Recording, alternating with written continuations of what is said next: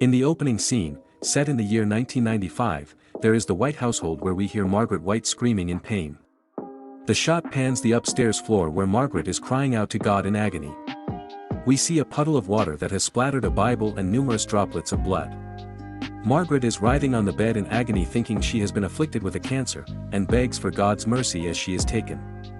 Her body contorts a few times as she screams and she looks up waiting to die. But she doesn't. She realizes she is still alive and there is something underneath her nightdress. She looks between her legs and finds a baby. She had been pregnant and didn't know it. Margaret nods. "It's a test," she says, and reaches for scissors, ready to slay her newborn daughter. She almost stabs the baby, when something stops her at the last second. She puts the scissors down and cradles her newborn daughter. Cut to present day. Carrie White, now age 17 or 18, is a meek, shy young girl at her high school located in the small town of Castle Rock, Maine. Considered an outcast by everyone, she sneaks into the background hoping she will not be noticed. During PE class, during the gym game of water volleyball, the ball lands in front of her and she is asked to serve the ball. She accidentally hits Sue Snell in the head, which makes everyone, including Carrie, laugh. Sue's friend Chris Hargensen tells Carrie, "You eat shit," so everyone starts laughing at her instead. After gym, Carrie starts to take a shower alone when she notices blood. She races to the girls for help, not understanding what is going on. The girls, led by Chris, realize Carrie is having her first period and doesn't understand it. Instead of helping, they throw tampons at her and chant, "Plug it up." Chris even films it on her iPhone. Even Sue joins in with the chanting and taunting, but stops halfway through, ashamed of what she is doing. The gym teacher, Ms. Desjardins, overhears them and in an effort to calm her down, slaps Carrie to keep her from screaming. Ms. Desjardins yells for everyone to get out. As the girls file out, a light shatters. Sue looks at Carrie with deep regret and guilt. Carrie is taken to the principal's office with Ms. Desjardins as they try to explain what has happened, with the principal, Henry Grail, severely uncomfortable with it. He tells Ms. Desjardins to handle the punishment of the girls that participated in the incident. The principal and Ms. Desjardins tell Carrie that they have called her mother to pick her up. Carrie goes completely white, begging them not to call her mom. Principal Grail says they know the school has problems with her mother since the state disallowed her mother to homeschool Carrie. But Ms. Desjardins reassures her and says it will be okay. Carrie starts hyperventilating and a nearby water cooler shatters. Carrie leaves the office. Margaret comes to pick up Carrie. Nearby, Sue, Chris and her rough boyfriend Billy Nolan sit. Chris shows everyone the video of Carrie, who sees what Chris the others are doing. Sue looks on at Carrie, and her face betrays more guilt. On the way home, Carrie apologizes to her mother for making her come to school. When they get home, Carrie wants to talk to Margaret about why she didn't explain to her about her period. "I thought I was dying," Carrie says. Margaret is evasive and tells her to come inside. Carrie tells her mother she won't. She wants to talk about what happened. As Carrie sits in the car, a local boy rides around it on his bicycle and calls her Crazy Carrie. Carrie apparently uses her powers to make him fall off his bike, which scares him into fleeing. Inside the house, Carrie finds her mother banging her head on the wall. Carrie tells her to stop and just talk to her. Margaret, however, is more concerned with praying for forgiveness and creates her own Bible verses on a whim to suit her needs. Carrie recognizes these verses are not even real Bible verses and objects to her mother's prayers, but Margaret knocks her in the head with a Bible. As their argument heads downstairs to the kitchen, Margaret calls her a sinner. "I did not sin," Carrie says. Margaret opens the prayer closet and tells Carrie to get in. Carrie refuses, so her mother throws her in and latches the door, telling her to pray for forgiveness. Carrie bangs on the door, begging to be let out. "God, you son of a bitch!" Carrie screams, and then suddenly a crack is formed through the middle of the door to both their surprise. Carrie looks at a sculpture hanging on the wall of Jesus nailed to the cross. It begins to bleed to her horror. Meanwhile, Sue and her boyfriend, Tommy Ross, are having sex in a Jeep, though Sue's mind is somewhere else. They get dressed, and Sue talks about her guilt about what happened to Carrie and how she initially helped. Tommy relates he once beat a bully that had tormented him. He says the guy had it coming. "What did Carrie White ever do you?" Tommy asks. At the same time, Chris and Billy, along with another girlfriend, named Tina, hang out at her house. Chris is unrepentant about what she has done, and on a whim, decides to upload the video to YouTube, humiliating Carrie even further. Back at the White household, Margaret is making clothes and singing Bible songs. She eventually opens the closet and finds Carrie sleeping. She wakes her up and asks if she said her prayers. Carrie says yes, and Margaret becomes a loving mother again. They exchange "I love you, S." The next day, Ms. Desjardins lays down the law with Chris, Sue, and all the other girls that participated in Carrie's shaming. Ms. Desjardins asks about Chris and Sue's dates for the prom and tells Sue she would have voted her prom queen but not anymore. Ms. Desjardins tells them it was a very shitty thing they did to Carrie and they are going to pay for it. She also mentions that apparently someone took a video of the incident, looking at Chris as she is pretty sure that she is the one who did it. They will be doing suicide sprints after school for a week. Anyone who refuses the punishment is suspended and cannot go to prom. While you run, I want you to think long and hard about what it would be like to be Carrie White, Ms. Desjardins says. After a while, Chris calls bullshit on the whole punishment, saying Ms. Desjardins can't do it. Sue tries to tell her to take the punishment and let it go but she won't. Chris refuses, so Ms. Desjardins suspends her and revokes her prom privileges. Chris says Ms. Desjardins can't take away prom from her and tries to rally the other girls to go with her. One by one, they refuse, including Sue, the only one who shows any true remorse. They continue to run while Chris screams, "This is not over." Meanwhile, everyone snickers at Carrie, having seen the video. As Carrie walks down the hall, humiliated, she stares in disgust at graffiti that someone has sprayed across a bank of lockers saying, "Carrie White eats shit." She goes in the bathroom and concentrates on the mirror. After a moment, she is able to smash it to her shock. Looking at the pieces, she makes them levitate for a moment until another girl shows up. Carrie grabs her bag and leaves. Carrie goes to the library and looks to the web and numerous books about telekinesis. After seeing a video about telekinesis, she decides to test her own abilities with it in subtle ways. In class, Carrie looks at the flag outside the window, and makes it move. She smiles with a sense of accomplishment. Carrie is called to the front of the class and reads a favorite poem. It is quite dark, but well written and people pay attention to her. The teacher, Mr. Ullman, is amazed she has talked at all, and asked if she has something else to say after scaring the classroom. "You asshole," Tommy mutters under his breath. The teacher asks what he said. Tommy said the poem was awesome and asks the teacher if he thought the same thing. Carrie looks at Tommy shyly and smiles. Meanwhile, Margaret is seen working at a dry cleaner/seamstress store. Someone calls out for help and it turns out to be Eleanor Snell, Sue's mother. She is picking up Sue's prom dress. Mrs. Snell tries to apologize for Sue's behavior and commends Margaret on the work she did. Meanwhile, Margaret is cutting herself on the leg with a needle, making herself bleed. "These are godless times," Margaret says before returning to her work. Chris gets a meeting with Ms. Desjardins and Principal Grayle with her arrogant lawyer father to try and overturn her suspension and revoked prom privileges. Chris tries to play the victim, but Ms. Desjardins plays better hardball than her, saying there was a video uploaded and if Chris just proves it isn't on her phone, then she will get an apology and be allowed to go to prom.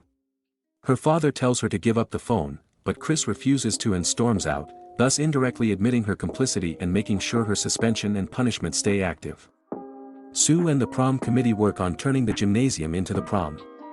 Chris storms in, angrily telling her friends that she is banned from prom, and asks why the girls didn't back her up. She then asks why Sue didn't.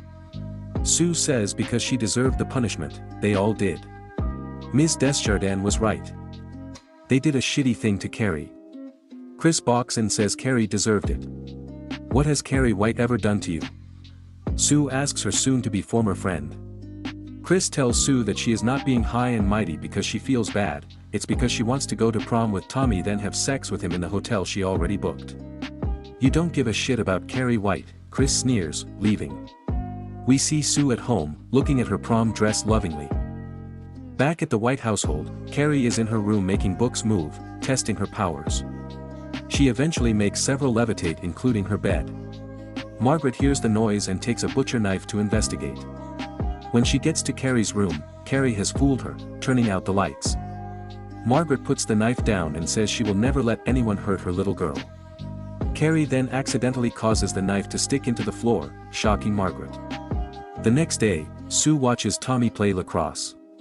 Sue comes up to Tommy and asks for a favor. She wants him to take Carrie to the prom.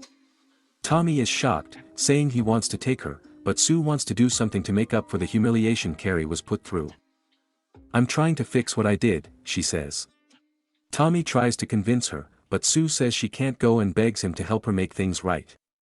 Tommy finds Carrie at lunch and shocks her by talking to her. Tommy asks her about prom and if she would like to go with him.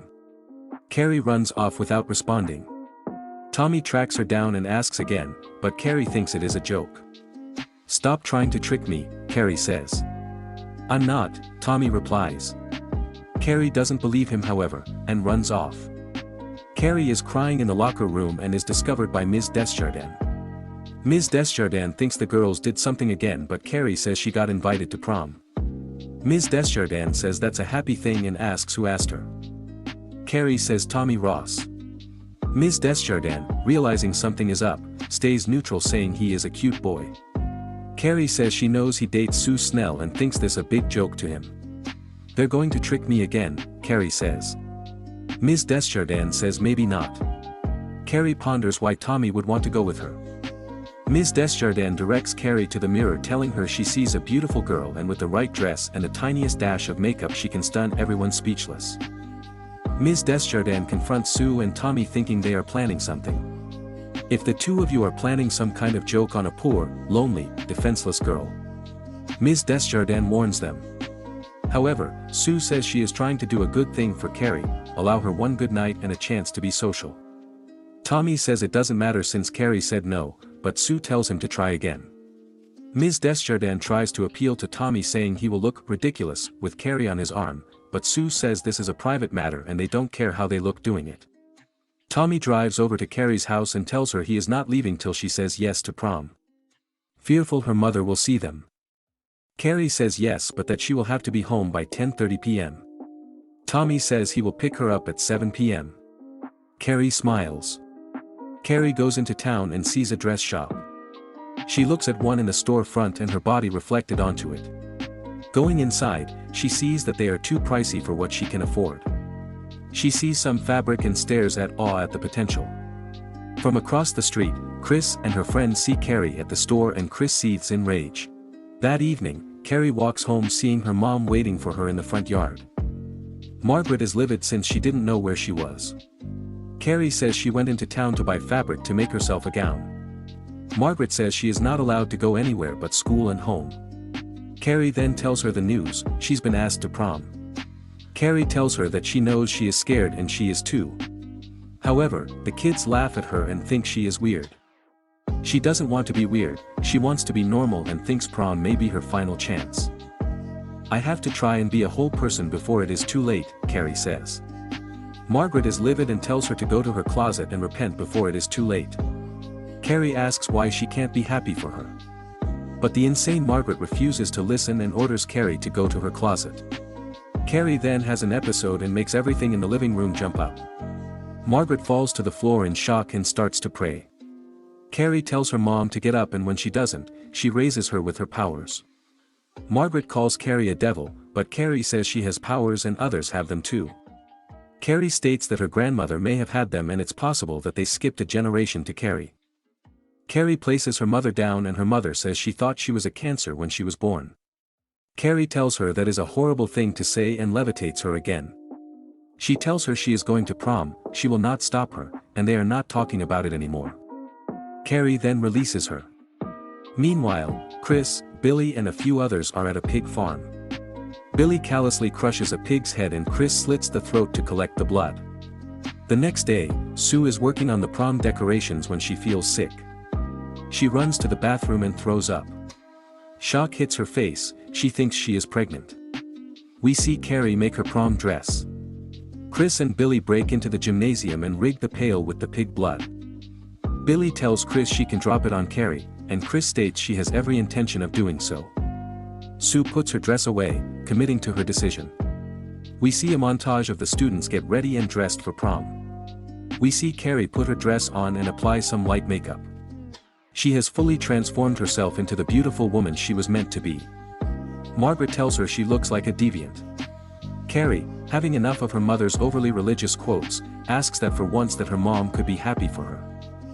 Margaret says they are going to laugh at her, but Carrie says to stop it. Tommy is a nice boy and everything is going to be fine. As Tommy shows up, Margaret tells her daughter that she was conceived by what was basically marital rape and how she tried to kill her as a baby. Carrie, finally losing all her patience, force chokes her mom. There will be a judgment, Carrie, Margaret says. Carrie opens the closet and locks her mother in with her powers, saying she will be back at 10:30 p.m. as promised. She then melts the door lock so her mother can't get out. Carrie goes outside to meet Tommy. "Do I look okay?" Carrie asks. "You look beautiful," Tommy says, meaning it. They drive to prom in a limo. Carrie requests a moment, thinking about the other students. Tommy tells her despite what she thinks they aren't all bad. Calming her down, they go in, where she is introduced to Tommy's best friend and his girlfriend, who goes to another school. The other girl compliments Carrie on her dress, and is pleasantly surprised to find out that Carrie made it herself. Carrie begins to loosen up. Tommy asks if she wants to dance, but they agree to wait till a slow one comes on, after Carrie sees some wild dance moves from another student and isn't sure what to make of them. Ms. Desjardins sees Carrie and tells her how beautiful she looks. While they talk, Tommy texts Sue, telling her that everything is okay. Carrie is enjoying herself and that he misses her. Sue smiles, content that she is making it right. A slow song comes on and Tommy convinces Carrie to dance with him. He teaches her how to slow dance and she quickly learns. Carrie puts her head on his shoulder then backs away. Something crosses Tommy's face when that happens. While he is still obviously loyal to Sue, he is starting to grow some feelings for Carrie due to her being such a sweet person. Carrie, still unsure about his intentions, asks why he asked her to prom. Tommy says that he wanted to, and is having a good time with her and hopes she is feeling the same way. Carrie nods yes. Tommy then says they will enjoy their time here, then they can go to an after party and he will have back home on time. Carrie smiles, agrees, and notes that she can maybe stay out till 11. Thanks to Chris's friend Tina, Billy and Chris break into the prom and sit in the rafters waiting. They hand off ballots to Tina's date, Greg Deloise, who switches them out to rig the prom king and queen election to ensure Carrie and Tommy are elected. The voting for prom king and queen begins. Carrie questions voting for herself, but Tommy tells her there isn't much to it, and she should have one chance to be in the spotlight. Carrie notes that the crowns are beautiful. The devil with false modesty, Tommy says. Carrie is convinced, so they vote for themselves. Meanwhile, Chris's friends switch out the ballots to rig them in Tommy and Carrie's favor. Chris texts on her cell phone to Sue while Sue is getting out of the shower. She says, "Your girl looks good." She won't for long. Horror washes over Sue's face. She knew Chris was vindictive, but not to this extent. Sue realizes that Chris has planned something horrifying to humiliate Carrie, and races to prom to try to stop her. Chris seems to have second thoughts for a moment. Billy reminds her that what they are doing is criminal assault, and they need to flee the second they are done. Meanwhile, Sue gets to the building but can't get in. She sees someone open the door and sneaks in. The ballots are counted. Tommy and Carrie win. Carrie is stunned but happy. They walk up to the podium with everyone applauding. Ms. Desjardins, Mr. Ullman, and Principal Grail are especially happy for Carrie, glad to see that she has finally got her moment in the sun. Sue looks around and sees Chris in the rafters. Chris sees Sue looking at her. She hesitates momentarily, but Billy goads her on to pull the rope. Ms. Desjardins sees Sue and misconstrues her reasons for being there and throws her out of the building without hearing her warning. Chris pulls the rope. Although the rope jams and forces Chris to pull on it several times, it eventually gives way and the pig blood cascades down and drowns Carrie in it. Complete and utter silence follows. What the hell? Tommy yells at everyone, having and wanting no part in this unbelievable act of cruelty. Chris has hacked the video monitors, and using her iPhone, plays Carrie's period video. Most of the class laughs, but Ms. Desjardins, along with a few others, are in complete shock. Ms. Desjardins goes to Carrie, but Carrie pushes her back with her powers, startling everyone.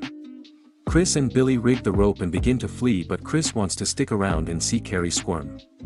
The rope, however, gives way and the pail that held the blood cracks Tommy on the back of the head, killing him instantly. Carrie turns back around and cradles his head in her lap, absolutely devastated that the only boy that ever treated her kindly has been killed. Carrie looks up in the rafters and recognizes Billy's sunglasses. She knows who is responsible. Something snaps in her mind. She turns to the guests, as the blood on her body starts to levitate off it. A few see this and try to flee in horror, but it is no use. Carrie finally loses control and violently force pushes the entire crowd back. People hitting tables and each other. She then slams all the doors of the gym shut and locks them, so no one can get out. One of the girls, Heather, is force thrown across the room and has her head smashed into a closed door.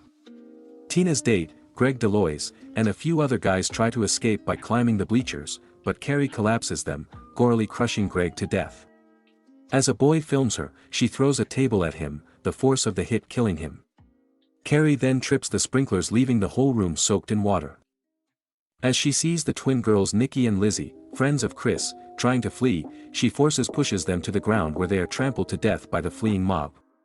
Behind Carrie on the stage, a light fixture drops from the ceiling, touching off a fire on the stage and exposing several live electrical cables. Seeing Chris's friend Tina attempting to escape, Carrie force throws a burning decoration at her but misses. Carrie then uses the live electrical cables to torture Tina, driving her back towards a smaller fire burning on the floor. The hem of the dress comes in contact with the fire, and in seconds the flames have engulfed the dress, causing Tina to burn to death. As flames envelop the room, Ms. Desjardins tries to calm Carrie down, but Carrie grabs her in a Darth Vader-like force choke hold and pulls her up, holding her for a moment above the floor that has become electrified as the electrical cables come in contact with the water from the sprinklers.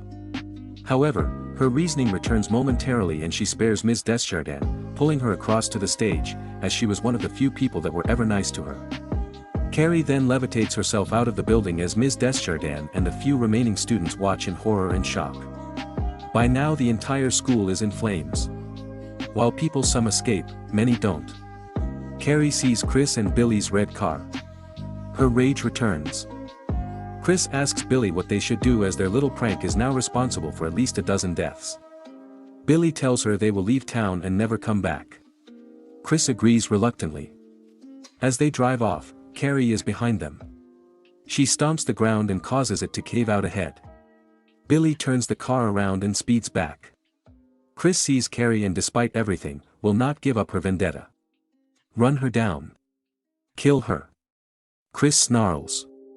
Billy says he has it under control and charges Carrie. Carrie however is waiting for him and stops the car with her power, the force causing Billy to hit the steering wheel hard, breaking his nose, and causing his head to violently snap back and kill him instantly. Chris comes to a few minutes later, and realizes Billy is dead from the impact. She cries, but when she sees Carrie, she reaches for the keys and backs up, still hell-bent on killing her. When she charges again, Carrie pulls the car's back wheels up high in the air, and then throws the vehicle into a gas station pump. The force of the throw causes Chris's face to go through the windshield, making shards of glass embed all around her face. Carrie watches as Chris breathes her last breath. As an extra precaution and because Chris deserved it, Carrie causes a power pole to spark and collapse, igniting the leaking gasoline and causing an explosion that guarantees Billy's and Chris's deaths. Back at the burned gym, Sue sees Ms. Desjardins and they both sob at the destruction. Carrie begins to walk home, destroying everything in her path. When she gets inside, she sees her mom had forced a hole from the crack in the door and has escaped from the closet. Carrie calls out to her but gets no response. Her mother is hiding in the shadows. Carrie gets into the bathtub and cleans off all the blood, changing into a blue nightgown. She finds Margaret and tells her she was right about everything. They hug and Margaret suggests they pray. As they pray, Margaret takes her butcher knife and stabs Carrie once in the back. Carrie then pushes her mother back as she falls down the stairs. Their fight continues in the kitchen as Carrie begs her mother to stop what she is doing. "You know a devil never dies. You gotta keep killing it," Margaret says, manic. They struggle and she slices Carrie on the leg and arm. When she tries to stab Carrie in the face, Carrie stops the blade with her powers and then pulls up numerous sharp objects and points them in her mother's direction. Telling her she is sorry, Carrie lets them fly, and they impale her mother to the wall as if in a crucifix-like pose.